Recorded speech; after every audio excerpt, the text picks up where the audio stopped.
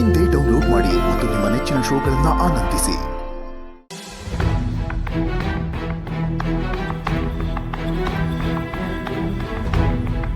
ಅಣ್ಣ ಎಲ್ಲಿ ಹೋಗಿದೆ?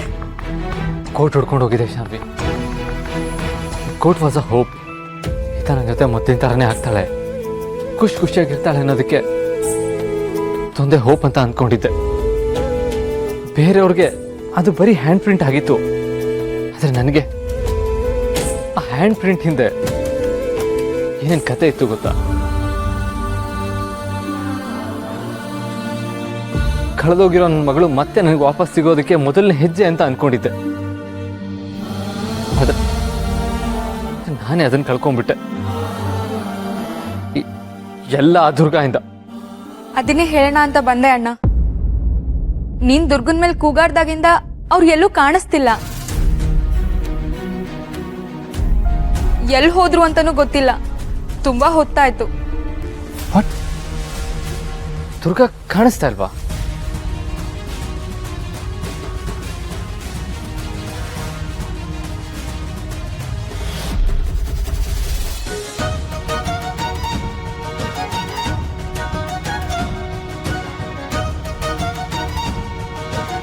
ದುರ್ಗನ ಹತ್ರ ತುಂಬಾ ರೂಢಾಗಿ ಬಿಹೇವ್ ಮಾಡ್ಬಿಟ್ಟೆ ಅಂತ ಅನ್ಸುತ್ತೆ. ನೀನ್ ಯಾವಾಗ್ಲೂ ಹೀಗೆ ಅಣ್ಣ. ಮೊದ್ಲು ದುರ್ಗನ್ ಮೇಲೆ ರೇಗ್ತೀಯ, ಆಮೇಲೆ ರಿಗ್ರೆಟ್ ಮಾಡ್ಕೋತೀಯ. ಅಲ್ಲ, ಸ್ವಲ್ಪ ಕೇಳೋದ್ನೇ ಸಮಾಧಾನವಾಗಿ ಕೇಳ್ಬೋದಿತ್ತು ತಾನೆ. ಅಕಸ್ಮಾತ್ ಅವರೇ ನಿನ್ ಕೋಟ್ನ ಬಿಸಾಕಿದ್ದಾರೆ ಅಂತಾನೆ ಅನ್ಕೋ, ಅದು ನಿನ್ಗೆ ಇಂಪಾರ್ಟೆಂಟ್ ಕೋಟು, ಅದನ್ನ ಎತ್ತಿಡ್ಬೇಕು ಅಂತ ಅವ್ರಿಗೆ ಹೇಗೆ ಗೊತ್ತಿರತ್ತೆ? ನೀನ್ ಎತ್ತಿಡ್ಕೋಬೇಕು ತಾನೆ. ಇವಾಗ ನೋಡು, ಅವ್ರಿಗೆಲ್ಲೂ ಕಾಣ್ತಿಲ್ಲ. ಅಕಸ್ಮಾತ್ ಅವ್ರಿಗೇನಾದ್ರು ಹೆಚ್ಚು ಕಡಿಮೆ ಆಗಿದ್ರೆ ಏನ್ ಗತಿ? ಮಿಸ್ಟರ್ ಪರ್ಫೆಕ್ಟ್ ತಲೆ ಕೆಡಿಸ್ಕೊಂಡು ರೋಡಲ್ಲಿ ಅಲ್ದಾಡ್ತಿರೋದನ್ನ ನೋಡೋಕ್ಕೆ ಒಂಥರ ಖುಷಿ ಆಗ್ತಿದೆ. ಇಮೇಜ್ ರೆಪ್ಯುಟೇಷನ್ ಅಂತೂ ಲೆಕ್ಕಕ್ಕೆ ಇಲ್ಲ. This is so cool.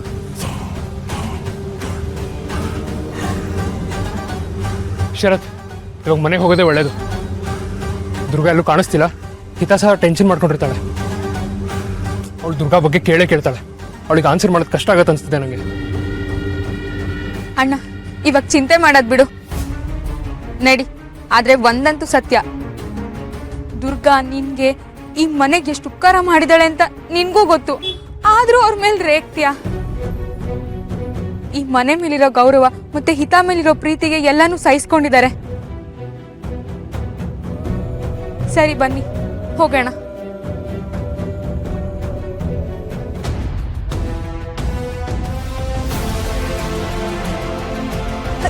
Durga,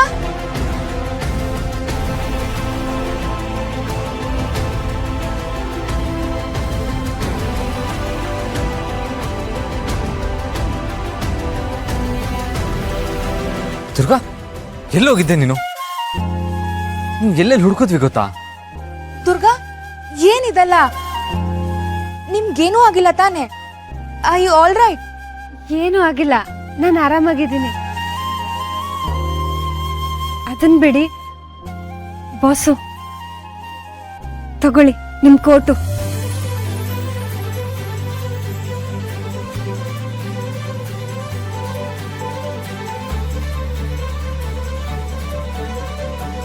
ಈ ಕೋಟ್ನ ಹುಡ್ಕೊಂಬರೋದಕ್ಕೆ ಹೋಗಿದ್ಯಾ? ಅದು ಈ ಹೊತ್ತಲ್ಲಿ? ಹ್ಞೂ ಬಾಸು, ಈ ಕೋಟು ನಿಮಗೆ ಎಷ್ಟು ಮುಖ್ಯ ಅಂತ ನನಗೆ ಗೊತ್ತಿತ್ತಲ್ಲ, ಅದಕ್ಕೇನೆ ಎಷ್ಟೇ ಕಷ್ಟ ಆದ್ರೂ ಪರವಾಗಿಲ್ಲ ಅಂತ ಹುಡ್ಕಕ್ ಹೋಗಿದ್ದೆ.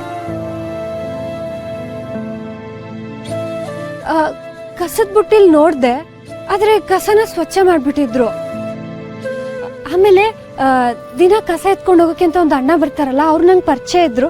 ಅವ್ರನ್ನ ಕೇಳ್ದೆ ಕಸ ಕ್ಲೀನ್ ಮಾಡಿ ಎಲ್ಲಿ ಬಿಸಾಕ್ತಾರೆ ಅಂತ. ಅವ್ರು ನನಗೆ ಹೇಳಿದ್ರು. ನಾನು ಅಲ್ಲಿ ಹೋಗಿ ಇದನ್ನ ಹುಡ್ಕೊಂಬಂದೆ. ಪುಟ್ ಮೇಡಮ್ ಕೈ ಹಚ್ಚಿರೋದು ನಿಮ್ಗೆ ಎಷ್ಟು ಮುಖ್ಯ ಅಂತ ನಂಗೆ ಗೊತ್ತು. ಅದಕ್ಕೆ ಬಾಸು, ಈ ಕೋಟ್ನ ಜೋಪಾನದಾಗ ತಗೊಬಂದಿದ್ದೀನಿ.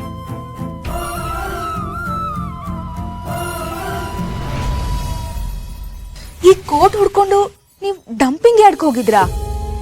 ಅನ್ಬಿಲೀವಬಲ್. ಅಯ್ಯೋ ಮ್ಯಾಡ್ ದುರ್ಗಾ, ಅಲ್ಲ ಅಟ್ಲೀಸ್ಟ್ ಎಲ್ಲಿ ಹೋಗಿದ್ಯಾ ಅಂತ ಹೇಳಿ ಹೋಗ್ಬೇಕು ತಾನೆ.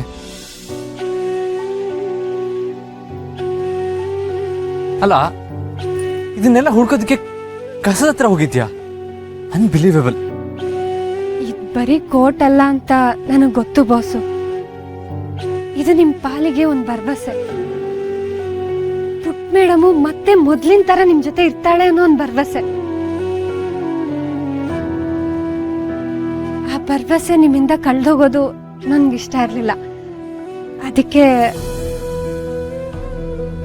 ಸಾರಿ ದುರ್ಗಾ, ನಾನು ಇನ್ಮೇಲೆ ರೇಗ್ಬಿಟ್ಟೆ. ಪರವಾಗಿಲ್ಲ ಬಿಡಿ ಬಾಸು. ನೀವ್ ನನ್ ಮೇಲೆ ಆತರ ರೇಗಾಡ್ಲಿಲ್ಲ ಅಂದ್ರೆ ನಾನ್ ನಿಮಗೆ ಸಿಡಕ್ ಮುತ್ತಿ ಸಿದ್ದಪ್ಪ ಅಂತ ಹೇಳಿ ಡೈಲಾಗೆ ವೇಸ್ಟ್ ಆಗ್ಬಿಡುತ್ತಲ್ಲ. ಬಿಡಿ ಪರವಾಗಿಲ್ಲ. ದುರ್ಗಾ, ಇದು ಓವರ್ ಆಗ್ಲಿಲ್ವಾ? ಬಾಸು ದುರ್ಗಾ, ನೀವು ಮೊದಲು ಸ್ನಾನಕ್ಕೆ ಹೋಗಿ. ನೀವು ಕಷ್ಟದಲ್ಲಿ ಕೋಟ್ ಎಲ್ಲ ಹುಡ್ಕೊಂಡ್ ಬಂದಿದ್ದೀರಾ. ನಿಮ್ಮ ಹೆಲ್ತ್ಗೆ ಇನ್ಫೆಕ್ಟ್ ಆದ್ರೆ ಕಷ್ಟ. ಹೌದೌದು, ಮೊದಲು ಹೊರಡು. ಇನ್ನೂ ಒಂದು ಸ್ವಲ್ಪ ಹೊತ್ತು ಇಲ್ಲೇ ಇದ್ರೆ ಸುಮ್ಮನೆ ಬಿಲ್ಡಪ್ ತಗೋತೀಯ. ಬಾಸು ನನಗೊಂದು ಸಮಾಧಾನ ಏನು ಗೊತ್ತಾ? ಯಾವಾಗಲೂ ನನ್ನ ಮೈ ಮೇಲೆ ಕಂಡ್ಕೊಂಡಿದ್ನ ಬೀಳ್ಸೋ ದುರ್ಗನ್ ಮೇಲೆನೆ ಇವತ್ತು ಕಸ ಬಿದ್ದಿದೆ ಅನ್ನೋದು. ಜೀವನ ಸಾರ್ಥಕ. ನೋಡಿ boss. Hello hello, cool cool. Durga, ನೀನ್ ಮೊದಲು ನಡಿ, ನಾನು ಅಣ್ಣಂಗೆ ಹೇಳ್ಕೊಂತೀನಿ. ನಡಿ. Anyway thanks.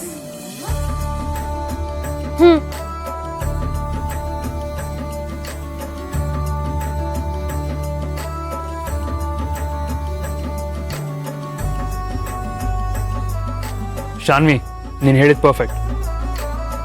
ಶರತ್ ಮತ್ತು ದುರ್ಗಾ ಒಬ್ರಿಗೊಬ್ರು ಪರ್ಫೆಕ್ಟ್ ಮ್ಯಾಚ್ ಇದ್ದಾರೆ ಅಲ್ವಾ? ಸದ್ಯ ಒಪ್ಕೊಂಡಿಯಲ್ಲ.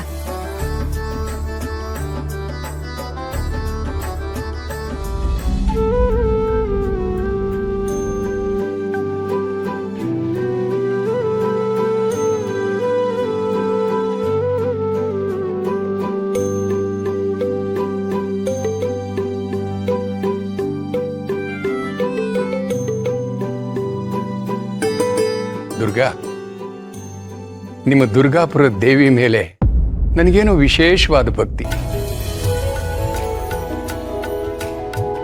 ಆ ದೇವಿ ಕಳೆಗೆ ಸಾಟಿನೇ ಇಲ್ಲ.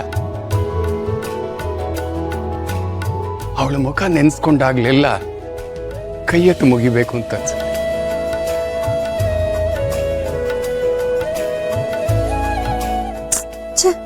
ಯಾಕೆ ಎಲ್ರು ಅವಳನ್ನ ಅಷ್ಟು ನಂಬ್ತಾರೋ ಏನೋ. ಜಗನ್ನಾಥ್ ಸರ್ ಅವ್ರ ಹೆಂಡತಿ ಸೊಸೆನ ಅವಳು ಕಿತ್ಕೊಂಡ್ರು ಇನ್ನೂ ಅವಳ ಮೇಲೆ ನಂಬಿಕೆ ಇಟ್ಕೊಂಡಿದಾರಲ್ಲ.